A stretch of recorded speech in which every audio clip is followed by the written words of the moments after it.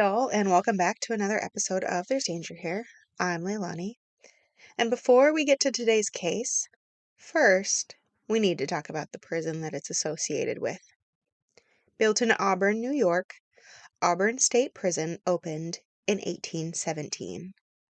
It was built on a tract of land that included running water in order to power its mills and machinery. This massive prison needed to be built prior to 1817. Obviously, and a mix of freemen as well as those housed in the local jail were used to erect this massive structure. But the contractors felt pity for those that were incarcerated, and then, when free laborers were asked to whip the others to get them to comply, the men simply would not. When a local blacksmith, Jonathan Thompson, was willing to punish the incarcerated, the local men tarred and feathered him. As a result of this incident, Captain Elam Linz was brought in to take charge of both the freemen and those incarcerated.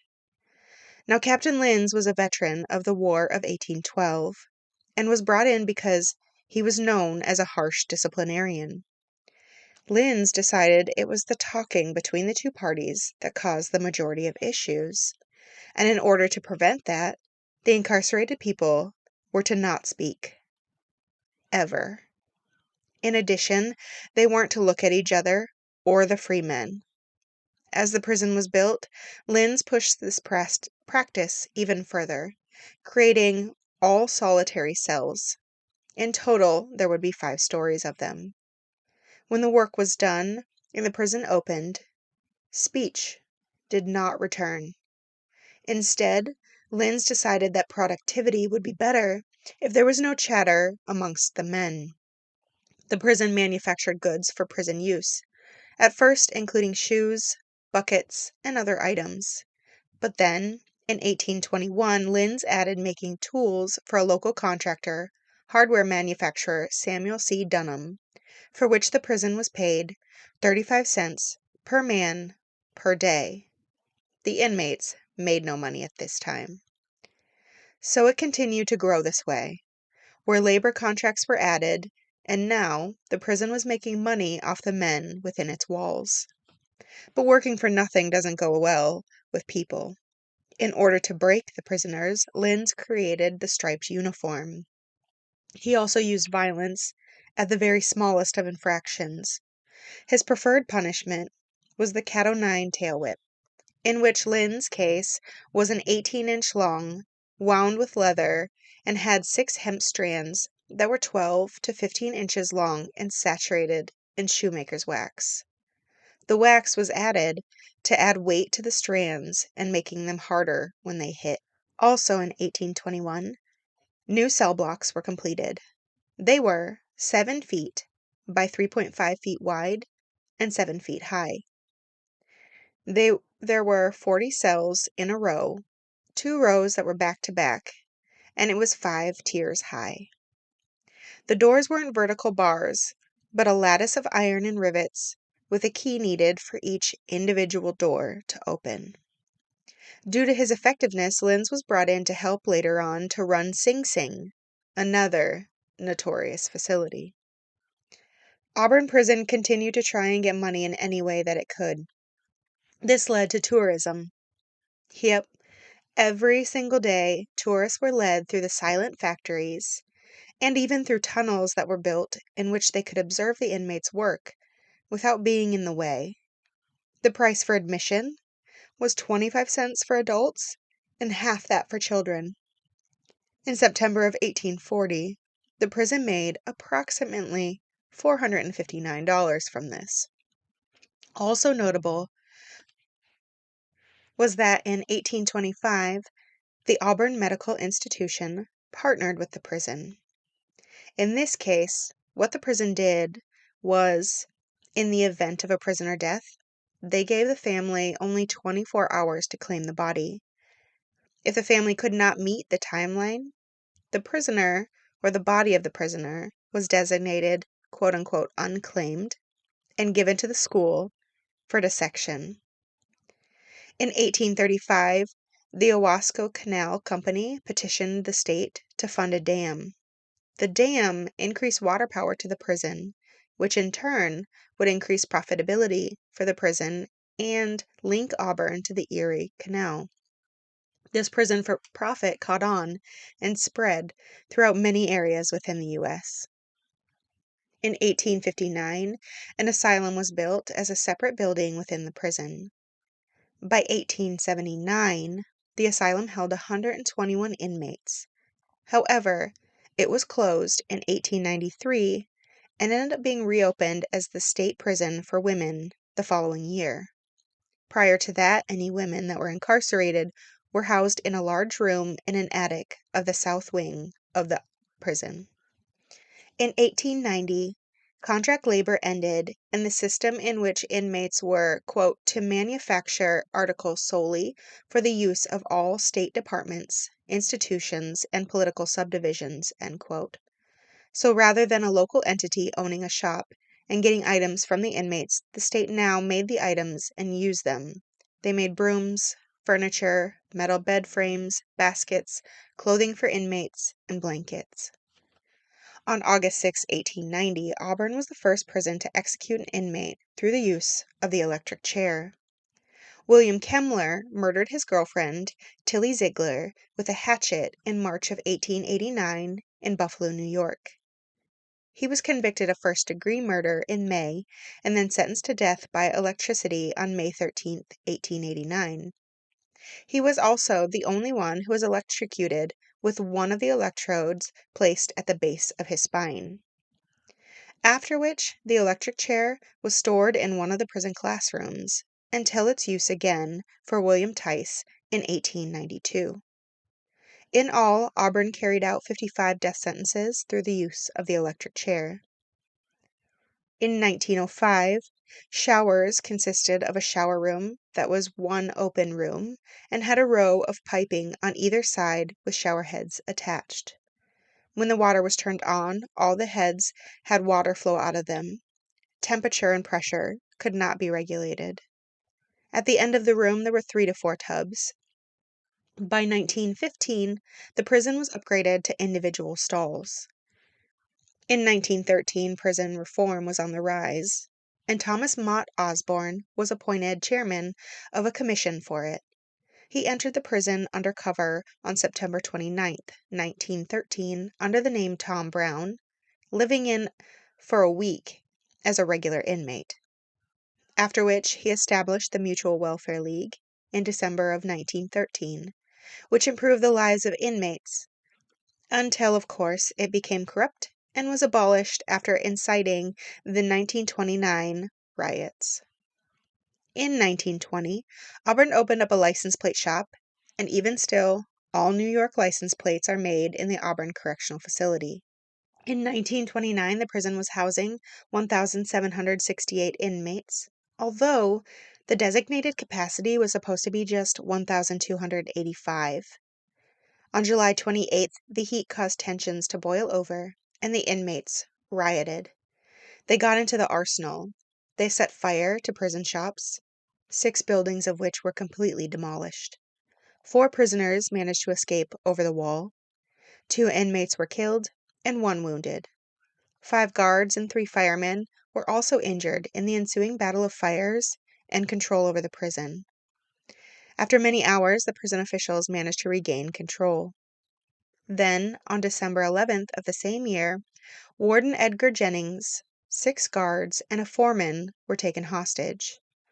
Apparently not all of the guns during the July riot were accounted for, and the inmates had concealed the weapons and brought them out to subdue the hostages. George Durford, the keeper, was shot and killed before tear gas was used to subdue the men. 8 inmates were killed and 2 inmates were injured, as well as 7 workers during the riot. 3 inmates were later executed at Sing Sing for their role.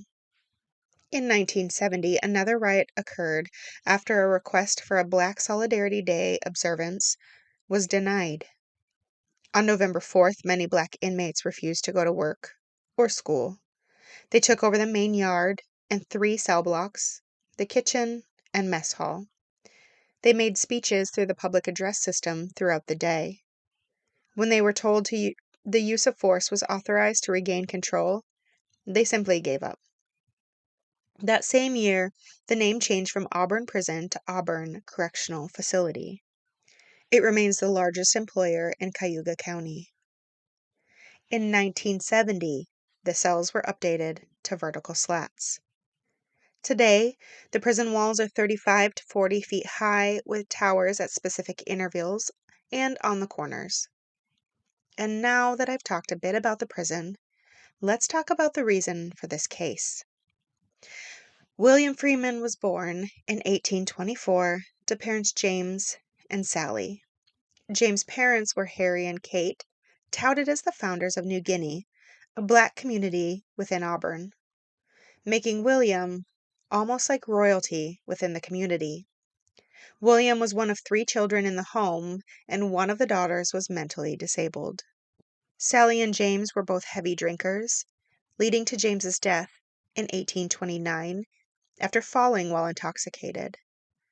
Sally couldn't provide for the family, and so she took William to a white employer when he was just 6 years old. But William didn't want to work and ran away daily, being brought back by his mother. For this, he was whipped, but he continued this for almost a decade, even through multiple employers. He also broke a peddler's cart and stole hens in one instance, escaping from an arresting officer. He was known to throw stones at white children and was confronted by constables for it. At 15 years old, William was accused of horse theft when a horse was taken near Auburn. The sheriff found William riding the horse. William claimed it was a man named Jack Freeman who put him on the horse and sent him about for errands. The sheriff then went and spoke with Jack, who reported it was actually William who took the horse. For that, William was charged grand larceny. While in jail, William pretended to be sick. When the other inmates were brought outside, William took the handle of a shovel and broke the lock on his cell door. William then ran barefoot for 8 miles, making it to Cayuga Reservation on Cayuga Lake, taking a boat north. But after a $25 reward was put up, William was captured quickly in Lyons. He was tried and convicted, then sentenced to 5 years of hard labor, entering Auburn State Prison on September 25th, 1840. From there, he was taken to the prison's machine shop. Inmates were shackled prior to arrival and went to the machine shop in order to get them off. In order to do so, each appendage was placed on a metal slab and a sledgehammer was brought down on each clasp. After all 4 clasps were released, he was taken to the kitchen where he was shaved, washed, and given a uniform. And yes, at times when the sledgehammer was brought down on one of the clasps, it would miss, and appendage would be broken. After being put into uniform, he went to the prison clerk, where his height of 5'4" was recorded along with various other information. Then he was given his job. He was to work at the hame shop where animal harnesses were manufactured. Finally, he met Agent Henry Palamas, the top authority in the prison at the time of his arrival. He was brought to his cell where he could spend the night before beginning his new routine for the next 5 years. At 5:30 every morning, a bell rang and all prisoners formed a single line on the gallery. Then they lockstepped out of the unit to their assigned areas. Lockstep meaning that every man stood behind another man with one arm on top of their shoulder, and they would march at the same time. As part of William's new routine, he was to get up and get dressed early every morning. As I said before, he would lockstep out of the unit, and they would clean their tubs or urinals.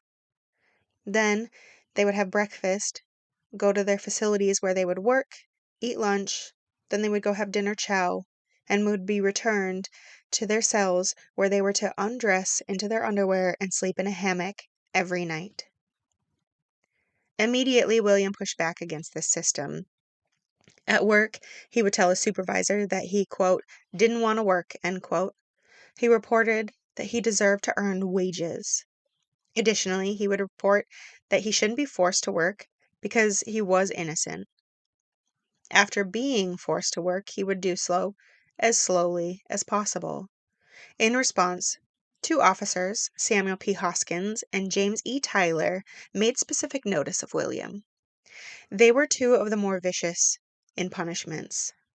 They would often kick William as they walked by. One report stated Tyler would, quote, strike him and kick him generally when he passed him, end quote. When William physically resisted and in turn struck Hoskins with his left hand, Hoskins ordered another prisoner to hold him down and then beat him. Still, it didn't break William. In early 1842, Tyler demanded William speed up his work, but William again refused, for which William was forced to take off his shirt in order to be whipped. Tyler reports that William grabbed a knife, and he had to defend himself. Tyler did so by kicking William, causing him to pass out. Then, Tyler grabbed a basswood board that was 4 feet long, 14 inches wide, and a half-inch thick, beating it against William's left temple hard enough that the board split lengthwise. Tyler took the 4-inch wide leftover piece and continued to beat William, hitting him approximately 8 to 10 more times. This resulted in a broken eardrum and lifelong hearing loss, a concussion, and a damaged left temporal lobe. Sally heard of the beating and sent John DePoy, her son-in-law, to visit him. After a visit, he stated, quote, he would walk a little way and turn round. I don't think he was right in the mind, end quote. Still, William would continue to protest. For this, he was brought to another form of punishment called the shower bath. The shower bath is a structure that a person sits in, then their arms and feet are locked in, stock style. Their neck is put into its own lock, and once they are fully in this contraption, water is dumped over their head. But it was extremely dangerous. Prior to it being used on William, a man named Samuel Moore died while in the shower bath. As the water came down, he attempted to free his hands, and he slipped forward, essentially causing himself to be strangled by the neck in the stock. William was brought to the shower bath in the spring of 1842. The water at this shower bath was dumped so rapidly that the only time the inmate could breathe was when they switched barrels. One man reported receiving 11 barrels before he was released from his punishment. Later, when silk prices rose, William was reassigned to the department, but continued to work slow or attempt not to work at all. In addition, as the years moved forward, he became known as a man who would lash out at other prisoners following the beating to the head. When he was 19, he and another prisoner got into an argument and were both punished with the cat. William received 6 lashings. Reportedly, one of the lashings was so deep and wide that, quote, he could lay his fingers in it, end quote. William also physically lashed out, striking another prisoner over the head with a board for knocking over a pair of freshly greased shoes. In August of 1845, William was released after 5 years at age 20 with 4 half-dollar coins in his pocket. The half-dollar coins were not considered to be compensation, but rather they were given to inmates in order to get them out of town. If they lived locally, they got the 4 half-dollars, and if they were out-of-towners, they got more money in order to catch up transportation so that there weren't any inmates lingering around near the prison upon their release. He went home to his mother and told them of all the punishments he received and how upset he was he didn't receive compensation for his work. In November of 1845, he went the legal route to seek justice. He went to Magistrate James Bostwick, but his claims were swiftly dismissed. Between 1845 and 1846, William began drinking. He spoke to himself and would get up and dance and sing throughout the night. This caused his then roommate, Adam Gray, to ask him to seek different accommodations.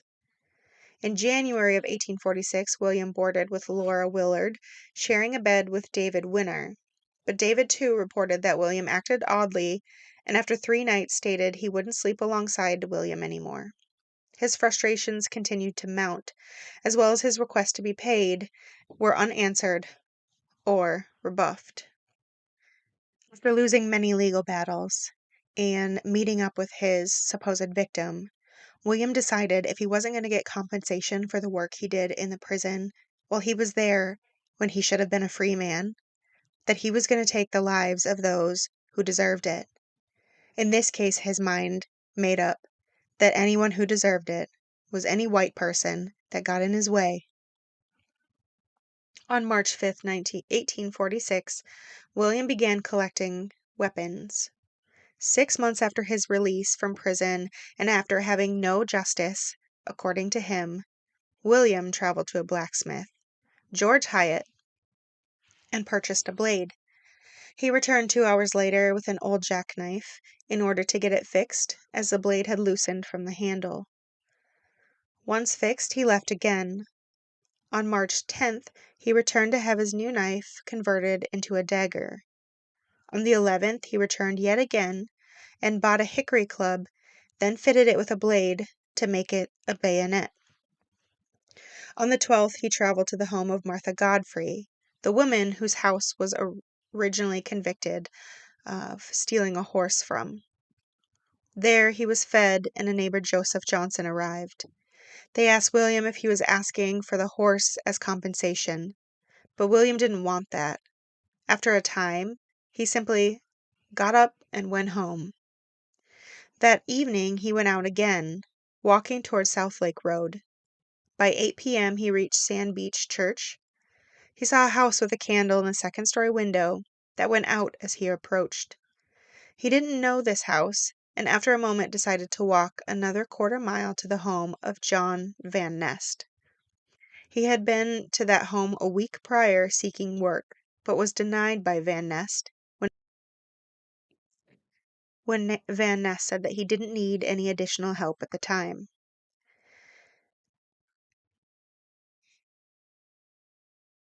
But there were too many people still awake, and the house was well lit, and so once again he moved on. Another quarter-mile and another home, but this time he believed the house was too dark and didn't like it, so backtracked to the well-lit house. This was the home of Van Nest Wyckoffs. Phoebe, a widow in her 70s, lived at the house. Her grandniece Helen Holmes lived in the home along with Sarah Wyckoff Van Nest and her husband John. Their daughter Julia and 2 sons, George and Peter, were at the home as well. At the time, Sarah was visibly pregnant. In the light, William could see John, Cornelius Van Arsdale, and William and Peter Williamson. Cornelius was staying there and soon retired upstairs to his room. Peter was a neighbor and left to head home. At approximately 9:30 that evening, William knocked on the door, and John Van Nest asked what he wanted. William said, quote, "Warm me," end quote. John opened the door, and William proceeded to stab John on the left side, hitting the heart. Sarah was in the kitchen and had seen the attack. She ran out the back door, but William caught her and stabbed her from left to right in the stomach, dropping her where she was in the yard and returning to the house. Sarah screamed, walking to the house, where Helen attempted to pull her through a window, but couldn't manage, so ran to the front door and got her into the front bedroom, where Sarah collapsed and died. William was in the front parlor and went to the bed by the stove. Under the covers, someone stirred, so he stabbed through the blankets, killing almost 2-year-old George. Next, he encountered Phoebe Wyckoff in the entryway, stabbing her. She was wounded, but got away. William grabbed a candlestick and headed up the stairs. Cornelius was at the top of the stairs and rushed William. William stabbed him in the chest once and attempted to continue his attack when Cornelius got control of the candlestick and blocked William's attack. The knife blade broke, and Cornelius beat William with the candlestick as he forced him back downstairs. Once they reached the landing, Cornelius got a hold of a broom and continued beating William. William turned and ran outside, and Phoebe took chase after him. with a butcher's knife she had retrieved from the kitchen. Catching up just long enough to slice his right wrist deep enough, she got the tendons, making his thumb useless. They continued to struggle for a moment before William got free and fled. After a few moments, he attempted to return, even kicking in the now locked door. But all the lights were out and he didn't enter. Instead, he thought he needed to heal, then return before finishing everyone off. He ran to the barn and grabbed a horse, which ended up being an old and feeble one, and took off. By this time, only 5 minutes had passed since his arrival. While riding, the horse fell and couldn't regain its footing, and so William walked across the Owasco outlet, then a mile east, finding a barn and stealing a mare. He rode to the home of Martha Godfrey, but realized he was too injured to kill her, and moved east to Syracuse. He tossed his weapons and dressed his wound with tobacco as he went. He rode to Schroepel, where his brother-in-law's family lived, attempting to seek shelter. But they took one look at the mare he was on and knew he couldn't have got it in a legal way, and so they sent him away. He landed in Phoenix, 50 miles away, at Greg's Tavern. There he attempted to solicit 3 different white men to buy the mare. But they became suspicious, and after extended family wouldn't vouch for him, he was placed under arrest for horse theft. That same day, Constable Alonzo Taylor from Auburn had traveled to Syracuse. He was one of the many men that traveled out in different locations and directions after the murder in Auburn, armed only with a description that he was a black male with a cut right wrist. There, he met William Freeman in Greg's Tavern, where William was being held. On Saturday, March 14th, William was brought back to Auburn by Constable Abram Vanderhayden. He was chained into the wagon and transported back. A week later, William was brought back to the home of the attack and was identified by Phoebe and Cornelius. As a mob attempted to hang him, Magistrate James Boswick quelled the crowd long enough for William and the wagon to depart to jail. But still the mob followed. Again, however, authorities managed to get him in jail before meeting the noose fashioned to a tree out front. A week later, Phoebe died as a result of her injuries.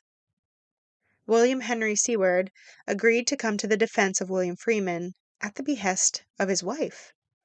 Seward posited that William was insane, unable to determine right from wrong. A trial was held, and after a jury holdout and clarification, it was determined that William Freeman was in fact sane on July 5th. 5 days later, the murder trial began. Seward still, quote, redoubled his claim that Freeman's demand for pay constituted delusion and regathered his medical experts in support, end quote, using the insanity defense for the first time. During the trial, the judge refused to let the medical expert testimony proclaiming Freeman as insane. Additionally, the defense brought out the idea that his circumstances made him what he was, that his trials and tribulations all culminated into the events that had transpired. Had he lived a more privileged life, or one out of poverty, that this may not have happened. The trial lasted until July 23rd, and after just 2 hours of deliberation, William Freeman was guilty of murder. The next day, he was sentenced to hang on September 18th, 1846. Seward petitioned for a new trial and succeeded, however. William had a new trial set for the fall of 1847. But that summer, William got sick with tuberculosis. The jailers would overheat his cell and then let it go to freezing cold. That made his condition way worse. Then, one side of his face went paralyzed, and he went completely blind in his left eye, and his mouth drew to the right. He likely had a stroke. On August 21st, 1847, William died at 22 years old. He was autopsied, and his brain showed advanced deterioration. And that is the case of the Auburn prison and William Freeman. To all those out there listening, be careful. It's a dangerous world we live in.